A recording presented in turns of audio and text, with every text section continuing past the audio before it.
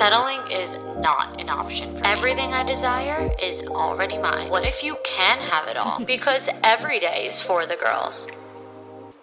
Hello. Welcome back to another episode of For the Girls. I'm your host, Victoria Alario. And today's episode was really different for us and a lot of fun as I interviewed Carolyn Moore, who, in my opinion, was the front runner leading lady of this season of Joe Millionaire, which was a dating show on Fox. And it was the first season in today's age, but Joe Millionaire was a super old show that they did a while ago. So it's technically not the first time that it came out, but this was the first season of the new rendition, super updated. If you guys have been following me for a while, you know I used to be a huge fan of The Bachelor and The Bachelorette, and I would post about it and things like that, but I got over that show a few years ago, and so when this was coming out, I figured, let's give this show a try. Let's see if something new can be entertaining. And this show certainly was entertaining, to say the least. And Carolyn stood out to me because, yes, like I said, she was definitely considered the front runner in my opinion. But she just had an amazing energy about her, and she really knew her worth and took no bullshit. And she's an entrepreneur. So I had looked up her brand, I looked into it all, and it was really cool because she has something very special that she offers, and she is a single mom, and she's killing it in her business, and she's having a lot of fun dating, and she went on reality TV. So it was really, really, really nice to chat with her, and I just figured, why not give it a try? Whatever, if she doesn't answer, because this isn't exactly a pop culture podcast, I figure at least it doesn't hurt to ask, right? Because she fits right in with the guests that I have here on For the Girls. So it was a lot of fun talking to her, and like I said, different because we do get into the behind the scenes of a reality TV show, how she got on the show, what it was like, how it went down after. So you guys are going to get to hear from Carolyn in both a professional and a personal way, and she just shares so much insight, especially about knowing your worth and taking no shit. But before we get into the episode, I wanted to share that I have been opening up consulting sessions. If you have not seen that I've been sharing this for the past couple of weeks, I'm really excited about this because consulting is something that I did a few months ago, a while ago, honestly, and then took a break from it because I just simply did not prioritize it enough to do it consistently. But now I am definitely taking this on much more full time. I have many areas of expertise, which you can see the whole list when you submit a form. So I will put the link to apply for consulting in the show notes. You could also find that link in my Instagram bio, probably on my Instagram stories. I post it every day, as well as in my TikTok bio. And it's a lot of fun getting to work with you girls and help you all on a much deeper level. So many of you give me such amazing feedback just from listening to the podcast, where I just talk so generally and broadly about like all these different topics, but there's nothing like getting to work with you all one-on-one, specifically about your own situations and what you're going through. So I've had an amazing past few weeks taking this back on and prioritizing it in my schedule. And yeah, so if there's anyone out there that I can help in any areas of my expertise, please feel free to submit an application because I will be more than happy to work with you. And I really cannot wait to get to know more people in this community a whole lot better. Okay, everyone, I am so excited for you all to meet today's guest, Carolyn Moore. I'm really excited about this one because she's our first reality TV person, someone who came from being on a show. I watched Joe Millionaire that she was on, and she was my for sure favorite running gal. So welcome, Carolyn. Introduce yourself. Hi, I'm Carolyn. Thank you for having me. And I'm really glad that we're finally getting on here. I know we've been trying to connect and stuff, but yeah, I was on Joe Millionaire recently. That was a wild ride, as you may know, since you were on the show before. But I learned a lot about myself, and I would definitely do it all over again. So Wow, that's it. You might be the only person I've ever heard say that, that you would do it all over again. I feel like every single time, including myself, that people will ask someone like, would you ever do another show? Whatever. Everyone's like, fuck no. I think it's because I had done a lot of like self-development and healing beforehand, and I was completely true to myself the entire process. Um, there was nothing I would have taken back or done differently. I think there was a lot of things that I got to put into, I guess, play from the practice I was doing beforehand with all my self-development, all my healing, post-divorce and other things I was healing from, that when it came to the end of the experience, I left there with my head held high because I was like, there's nothing I could have done differently. I was completely true to myself. And if that wasn't enough, then, this wasn't for me. So, No, that you really you nailed it. Like you can only be yourself, and then that's it. If it doesn't work out, it truly wasn't meant to be, and we'll get into all of that. But first, I want to hear about your brand, because I think that's something that stood out to me when you were on the show. It was clear that you have your own skincare brand, and then I checked it out and I thought that was really interesting because it seems like a one product type of situation, like a standalone brand. So tell me about your brand and how that all came to be. Lion and Loki, I started Lion and Loki right after I gave birth to my son. And Lion and Loki is actually named after my son, whose name is Lion. His name is actually Lionel, but he goes by Lion. And then my dog Loki. And it was like Afterglow is the name of the product, my hero product right now. And the definition of Afterglow is like this wonderful feeling that happens after, like it's a real experience. And I think that's what I felt after birth. It was just like this immense amount of love, both for my son and for my dog. With her being my first pet. But I started with this first product initially for one result, which was to avoid and prevent the appearance of stretch marks. But as I got along my postpartum process before I launched my product, as I was using it postpartum, I decided that I wanted to be more expansive than just preventing the appearance of stretch marks. I wanted it to cover a lot of, results and benefits, because learning as I was becoming a mom, you have very little time to take care of yourself, but it's very, very important to do so. So I started to really understand the importance of self-care.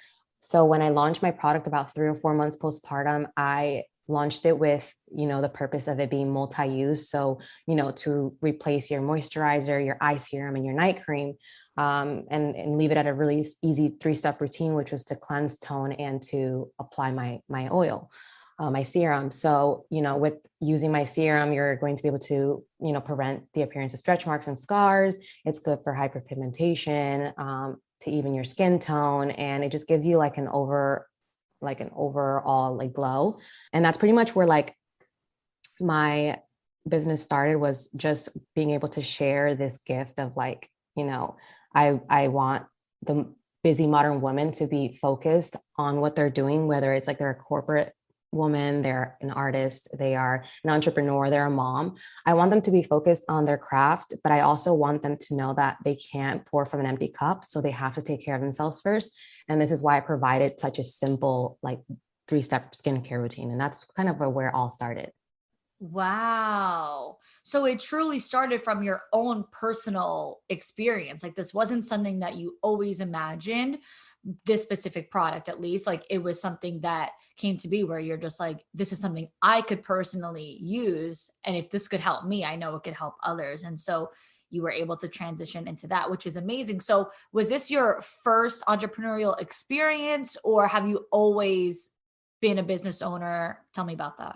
This was my first entrepreneurial experience. I've always I was in school and I wanted to do graphic design at one point, and then I was going to do law, and I stopped midway to travel and to really just learn more about myself. And I've always had I would say pretty cool jobs. And I've always been a go-getter, but this was very much my very first entrepreneurial experience. And I actually didn't finish business school. So I was thinking to myself, I can give and dedicate myself 2 more years to finish business school, or I can just throw myself in there.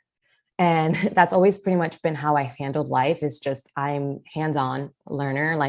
to sit there and like study, and I'm a horrible test taker, and to, I guess to subject myself to, I'm smart, but when it comes to like tests and stuff, I'm to subject myself to like, I guess, failing, to lower my self-confidence and my self-esteem. Why do that when I can learn as I go with building a business? And I know that's not like the traditional way of doing it, but I thought for me that worked best. Invest my money in my business, invest my time in my business versus, learning how to do it from a textbook or a professor. And I've been able to meet so many people that I've been able to learn from.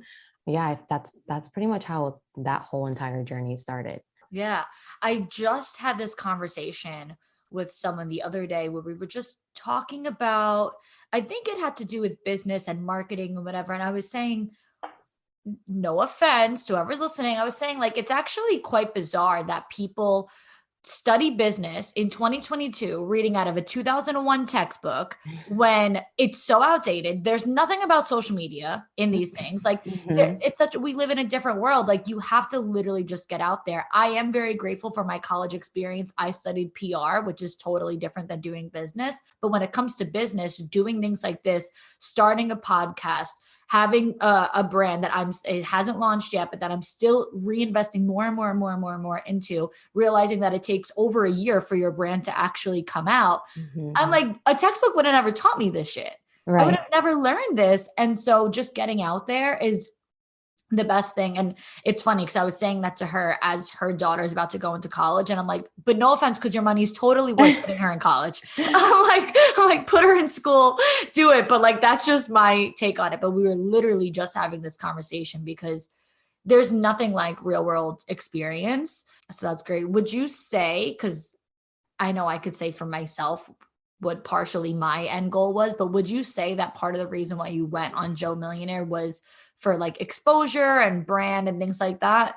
I mean, that was definitely the very appealing side to it, but it wasn't my full purpose because I didn't, the exposure, obviously it's great, but I didn't need that type of exposure or that type of attention to bring attention to my brand. I already have it going to where it's going. I'm working on bringing on a partner and I have very good connections already before the show. I have been dating post divorce and it's been fun. Like dating is really fun and it's great.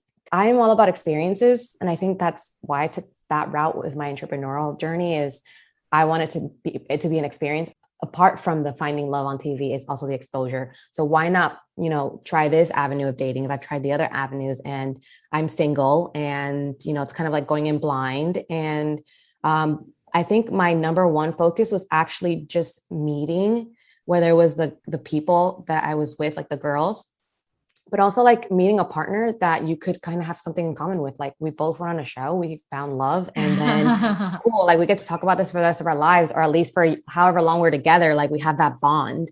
So like that would have been an experience all on its own is leaving with a partner. But like I went on the show and I didn't expect to like feel that intensely that soon. I was afraid that I was going to have to work to build a connection, I was like, there's no way that's going to happen. So fingers crossed. And it worked out for me in that sense where I didn't have to work for the connection. It happened naturally. So I would say my number one reason to go on the show was wholly and solely for like the experience of it, of, a new dating avenue, I guess. And then obviously the exposure doesn't hurt. I mean, any PR is good PR. So yeah. Yeah, no, that makes sense. And I actually really like that take. You're like, I'm not trying to be in competition with people. I just want them to like me and that's it. Like, I'm not trying to like go work hard for this. And that's actually exactly what I saw.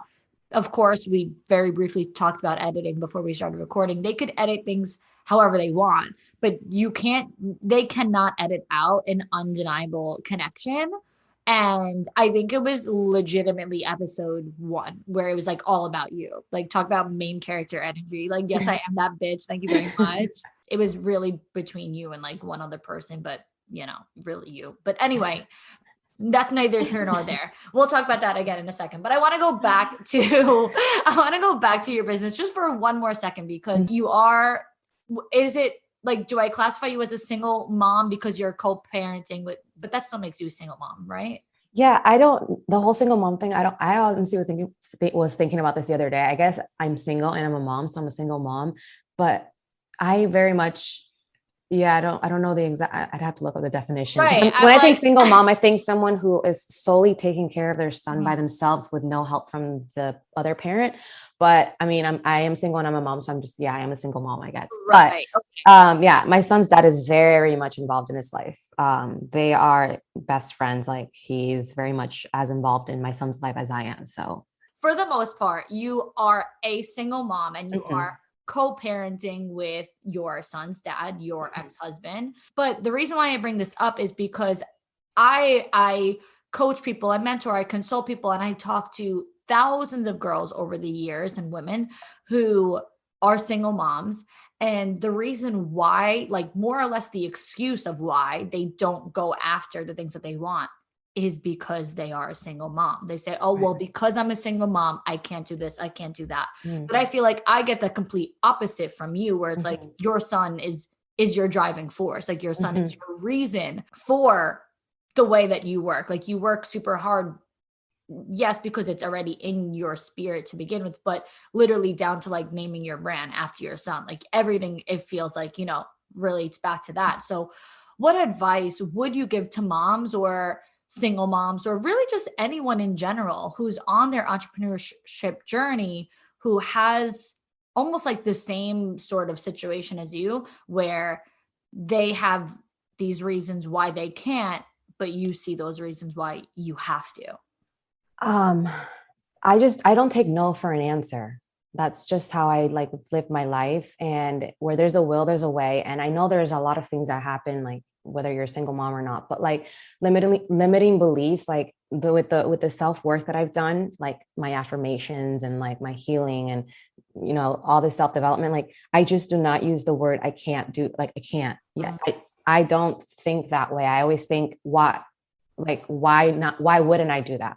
In a sense, like if I want something, I focus on that. And whether it's manifesting, whether it's bringing into fruition, whether it's a law of attraction, if I want that, I make it happen. And it's because I solely focus on how I'm going to get there, and everything else kind of falls into place. So if you're thinking about the why you can't do it, then you're going to start attracting, in my experience, more reasons to why you can't do it and how you can't do it. And then you start focusing solely on that. So then your goal or your, end point, whatever it is completely out of sight at that point. So I guess my advice would be like, just keep focusing on what you want, and everything else around that you'll be able to start figuring it out, because you'll start getting ideas on how to figure it out, because you're solely focused on what you want. And I understand, like I said, that there's things that happen in life, but if someone else can have it, why can't you? And that's literally how I live my life. I'm like, if that person can have it and that person can live this way and that person can live that way, why can't I? And that's just pretty much my thought process with everything, and my overall thought process on everything: dating, business, life, leisure, pleasure, everything. Right. One of my favorite quotes that I've heard, one of my favorite sayings that I've heard from a friend, which is just what you just said just triggered that memory, was that he was like, the way you perceive blank, whatever it is, determines the reality of blank. So like the way you perceive your business is the reality that you have. So if you perceive it to be hard for you, oh, I can't, well, then that's what's going to happen. And then when you fail, you're going to tell people, oh, it didn't work out because, I have the kids and blah, blah, blah. And it's like, yeah, because you literally told yourself that, right, that's how it's going to be. So your perception ultimately is your reality. Even though perception doesn't necessarily have to be reality, it becomes your reality because you've already decided that this is too hard, or that you don't have the time, or whatever it might be. And like you said, that your son's father is very much in his life, and you do have that helping hand, which I'm sure can alleviate, the stress that someone has when they don't have that kind of help. But I'm also sure that you've gone through plenty of low periods where you still kept going anyway. And like, you have to keep going, because the minute that you stop or quit, that's when you fail. Not that but I have a podcast episode out called Failure is Part of the Process, because winning, like succeeding and failing, literally the only difference is that when you fail is because you stopped, and when you win it's because you overcame a failure. So like winners fail too. I'm sure you have failed plenty of times along the way. I'm sure that you've invested money that you didn't see back right away. I'm sure that you've put time into something that you didn't go exactly how you wanted. Just like what I, was just saying, I'm launching a brand that is over a year in the works. I thought this was going to be done 8 months ago. So, like even that could be considered a failure. But the moral of the story is that I'm going to keep going. I'm going to launch my product. I'm going to do all these things to make it a win. But if I would have quit, if I would have given up by now, then it would be a failure. So, that all makes total sense. You just don't take no for an answer. You're not going to stop until you get the desired result, because otherwise there's no light at the end of the tunnel. And I have two thoughts on that. So the first thought is, even my relationship with my son's father and the reason why he's so involved, had I focused solely on the downfall of our relationship and on these negative feelings and kind of let those manifest, then there would have been, I can see where there's more conflict between parents, and then you start using the child against them, and every one of your actions starts following those thoughts, right? Well, my thought was, there's absolutely no way that my son's not going to have his dad in his life, whether that means I have to put up with some stuff, which I did, and, kind of lead the way, which is what happened. I led the way, and he kind of saw like, okay, yeah, she's not going to put up with any bullshit. Because for me, it was like, it's not about me at all. So whatever you're doing to me, I'm not going to take personally. We're just going to figure this out. So that was my main thought process with that relationship. I know there's, other parents with other, I guess, ex-partners that aren't as, I guess, progressive or whatever in that way. But like for me, there was just no way that I wasn't going to have that happen. And then the other thing you mentioned is your brand being like a year, I guess, in the making, and you feeling like that could be considered a failure. Like, I was meant to launch a couple of products last year, and I've been in the rebrand process for about, the designing of the rebrand process for about 9 to 10 months now, where it was supposed to only be like a 3-month project. And, one is because I'm a perfectionist, but also it's because the designs and stuff, it just didn't work out the way it was. But like, that's another thing that I could have, sat and wallowed in, is like, oh, wow, I promised my customers, a launch of products last year, but I'm like, that's just my process. And if it wasn't meant to happen last year, it wasn't meant to happen.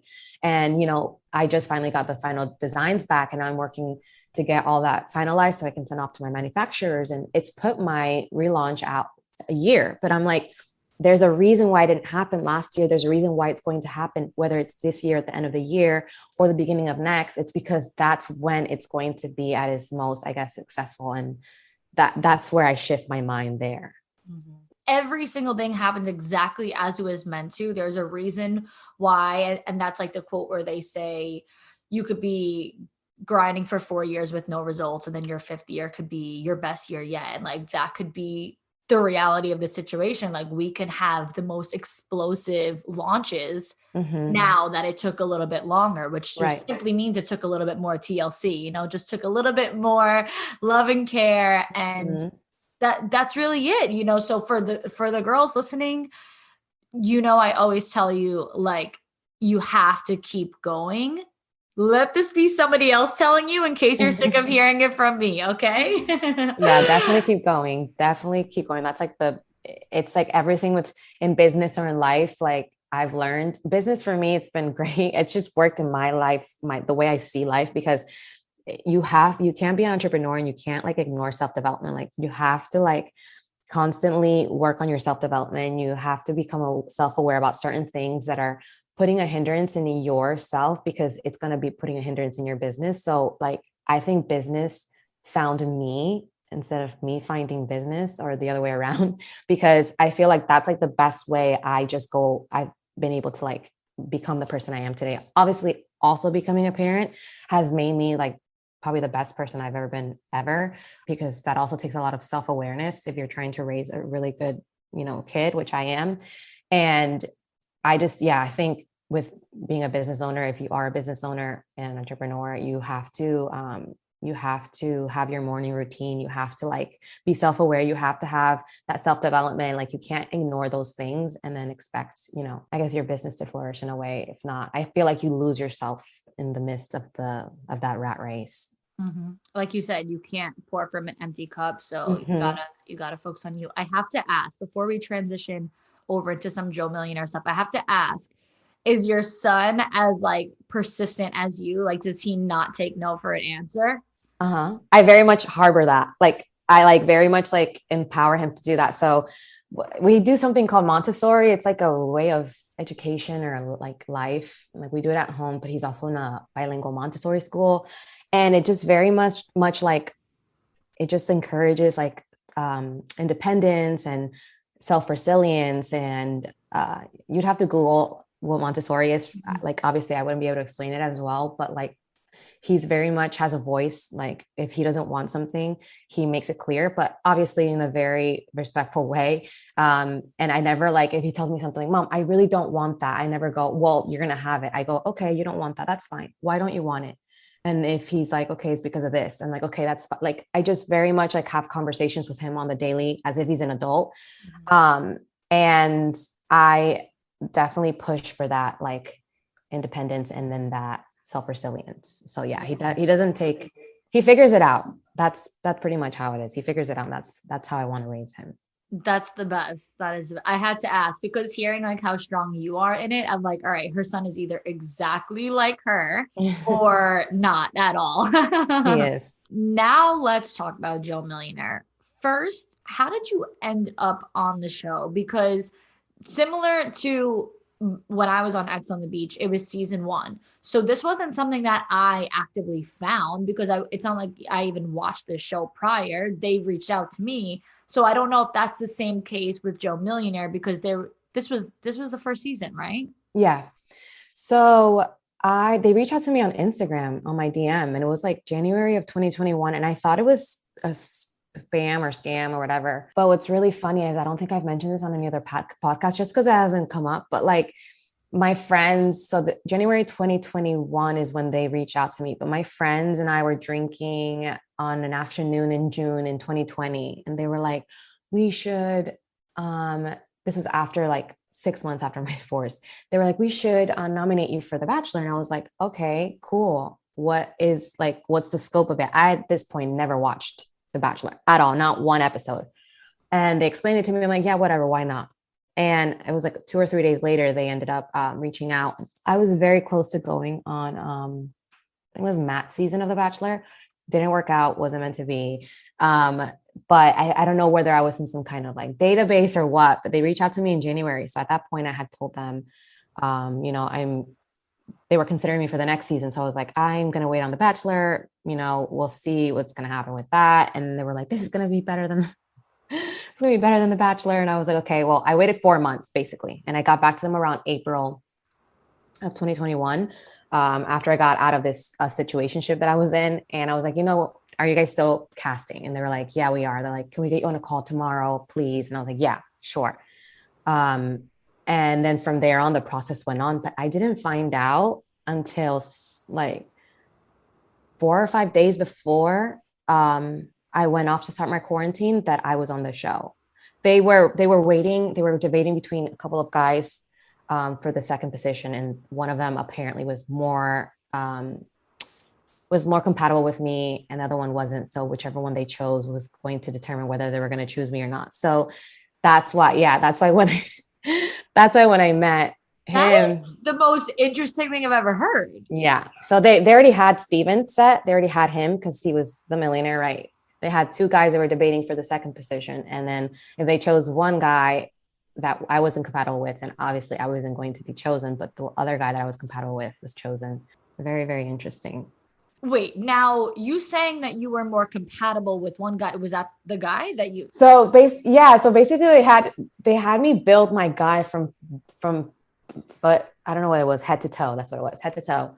And I built this physical appearance. And then I built what kind of like stuff they'd be into and blah, blah, blah, blah.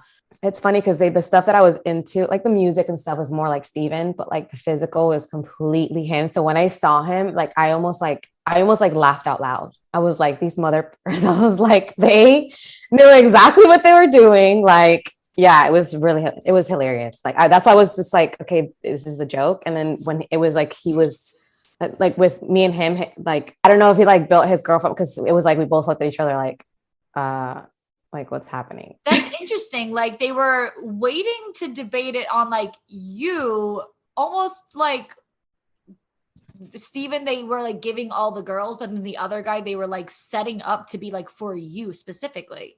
I don't know what I'm allowed to say by contract, but that's what that's Well, but honest, if I'm being honest with you, I think that like my energy and my like, yeah, you said it, my drive or whatever, like it was the fact that we had that initial connection, but it was also like, is this a joke? Like, this is exactly who and I even showed him a picture of someone that looked like, I'm so dead. Of like it was not a celebrity, it was like an artist or something.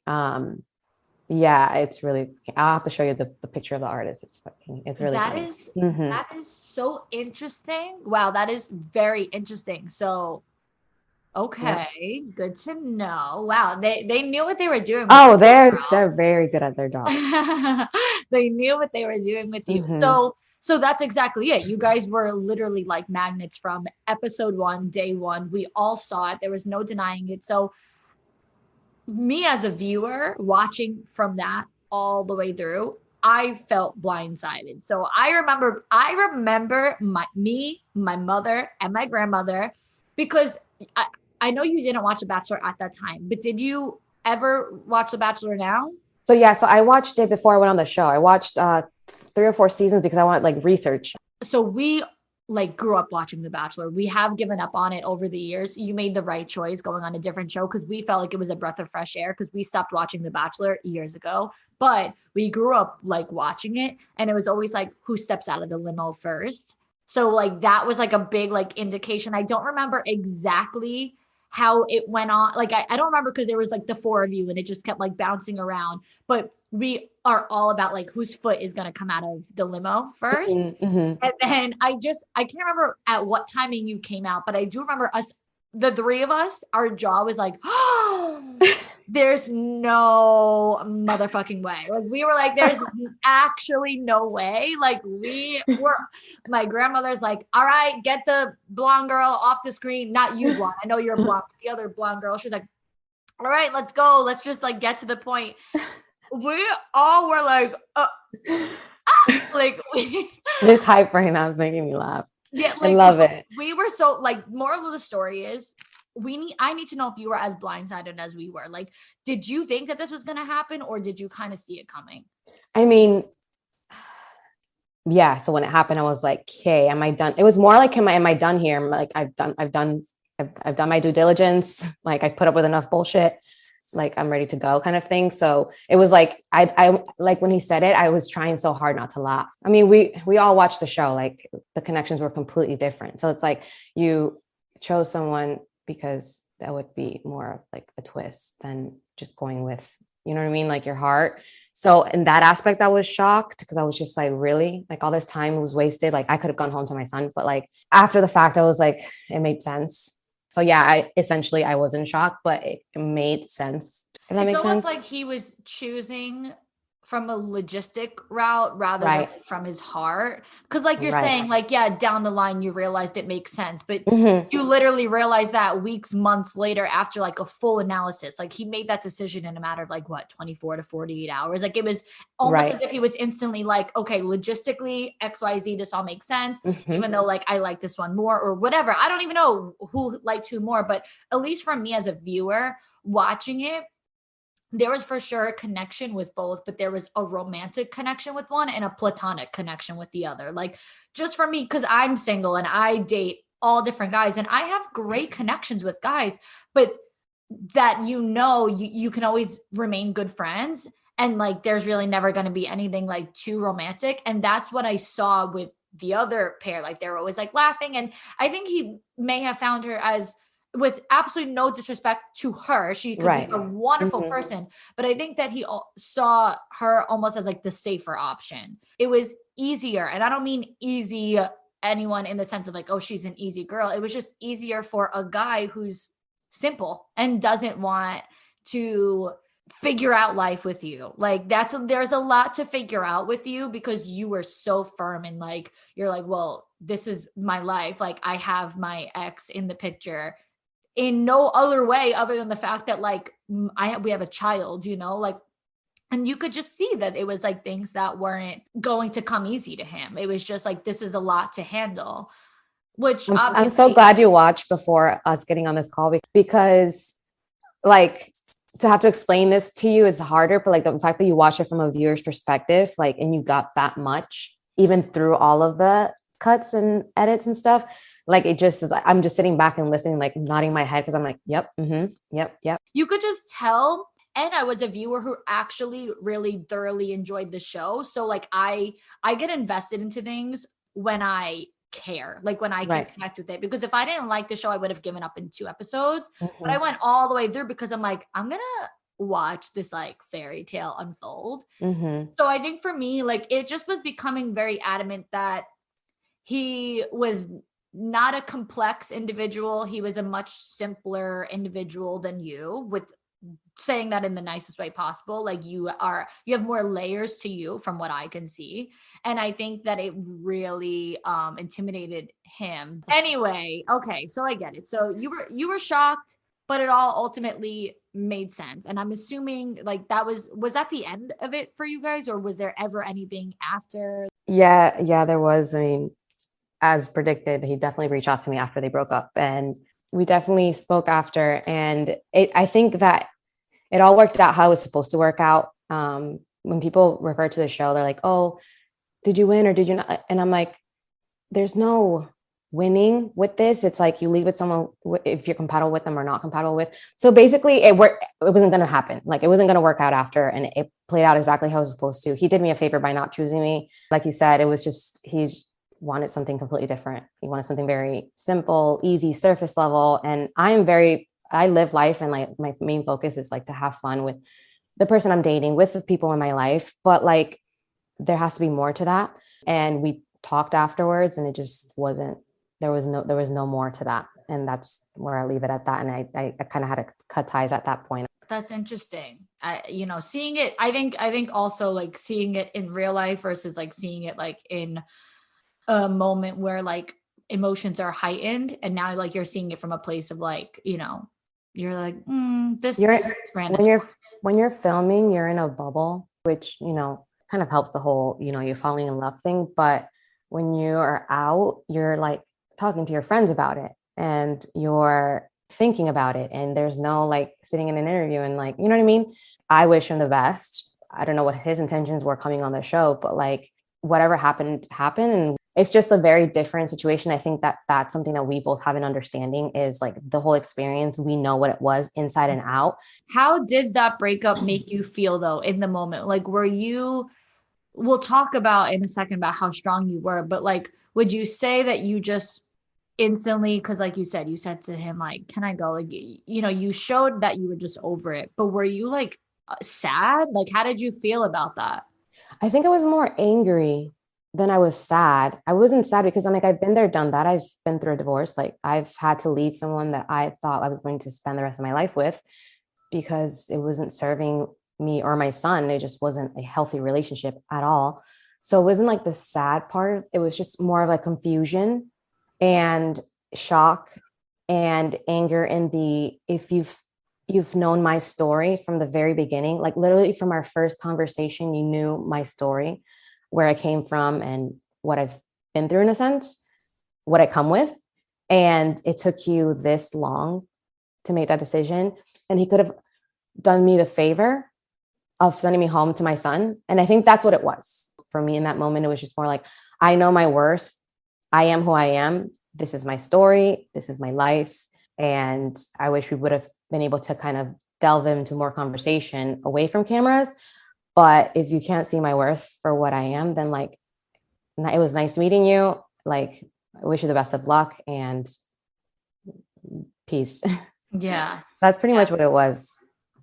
I didn't even watch the show back. I've only watched it one time, and I can still remember the scene. Like, I remember you getting in the car and saying like, if he was that insecure the whole time, then like this wasn't meant to be. So how did you always have that mindset with guys, or was this after doing some, like a lot of the inner work like you talked about?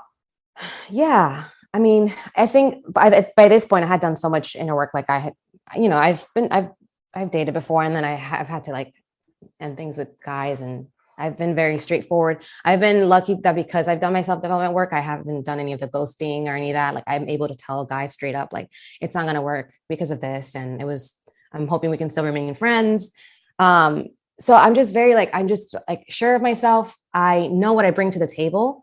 I know who I am. I know how great of a person I am, how great of a friend, how great of a mother, that I'm like, if that didn't show through, then fair enough. Like, this is kind of where I leave off. I'm like, it wasn't enough because you were that, I guess, unsure and insecure. That's on you. That's not on me. So like, I'm done here. And that's pretty much where that comes from. Yeah, I love that. I always say, like, I only want what wants me. I don't like guys who don't like me back. Anything that doesn't want me, I don't want either. I don't even consider it as rejection. I'm just like, oh, okay, right. so then this is not. Exactly. It's like, it wasn't even like a rejection. It was more of like a, validation from the universe. Like, it was just like, thank you. Right. Exactly. So, yeah. Okay. So to wrap this up, because you have such a great mindset when it comes to personal and professional. Now tell me, what advice would you have for girls or women who also felt like, this would have been it? Like, you went through a divorce and you also met someone else that's great. So it's like, you felt like this is going to be the relationship. This is going to be it. And then it doesn't work out. A lot of girls really don't recover from that. So what kind of advice would you be able to give on that? Again, my mentality might be kind of unicorn on this. Like, I'm just a hopeless romantic. So like, for me, it's like, I never will. And I never have given up on love. Like, there's someone for somebody out there, like for anyone pretty much. And for me, it's like, that's every relationship or any dating situation or whatever. I see it as a lesson. So I'm like, what did I learn about myself from dating that person? And for me, it's like every lesson that I learned from that failed relationship or that, whatever, I see it as like, it's just getting me closer to refining myself to be able to attract that person who is for me. Again, that's a shift in mindset. I don't see it as like, oh my God, that didn't work out, so I'm never going to find love. It's more of like, that didn't work out. What did I learn from that? And how is that going to make me a better person for the person that I'm meant to be with? And that's just pretty much how I see it. I'm like, I did love my ex-husband, obviously, but he just wasn't the one for me. Like, he just very clearly wasn't. And there was a lot of healing that I needed to do to see that. And when I finally saw it, I made the decision I needed to make. And I think a lot of my self-assurance and like confidence comes from me having to take that big of a step and make that big of a decision. And people don't really see that. It's like, oh yeah, it's a failed relationship or a failed marriage. But for me, I see it as how much strength it took for me to have to walk away. And I see it as like, that's like such a big feat for me, because I'm like, within that marriage and, the age I was like broken in a sense. So for me to make that decision, it was like the start of like my healing and like getting put back together and being the person who I am meant to be today. I'm more me today than I've ever been. And like, that's because of decisions and, the decisions I've made. Yeah. So good. So good. It's so true because, I think that a lot of people, you kind of hit the nail on the head when you're saying like, every time that it doesn't work out with someone, you become more of you. Mm-hmm. Whereas I think so many people, every time it doesn't work out with someone, they become less of themselves because they feel less about themselves. They think less about themselves. Like, when is it going to be my turn? How come no guy is the guy for me? Whatever the case is. I've been single through pretty much most of my adulthood. I've dated a lot of guys. I've met a lot of guys, but all pretty much short-term relationships, nothing too serious. And every single different relationship I go through, like, it's just like, okay, well, this is something I know I'll never accept again. This is something that, I almost am like, I can't believe that I didn't see that the first time around. Mm-hmm. Now I know. So every time that you experience a relationship or meet someone that shows you something that doesn't necessarily feel good, it's more or less just showing you what you don't want. And that's still a lesson. Right. So it has nothing to do with you, and it has everything to do with it just not being meant to be, which I think is the most important thing. So tell everybody where they can find you, your brand, how can they shop Lion and Low Key, and just share all your socials. So all of my socials is Caro Esteph. So it's CaroEsteph, and it's actually my first name and my middle name cut short. So Carolyn and Stephanie, Caro Esteph. My Instagram is more of like my lifestyle, like my life, my trips, everything here and there. TikTok is more of like the funny side of me. My website for my skincare is lionandloki.com, lionandloki.com. Amazing. Thank you so much. This was so much fun. This was so much fun. Thank you for having me.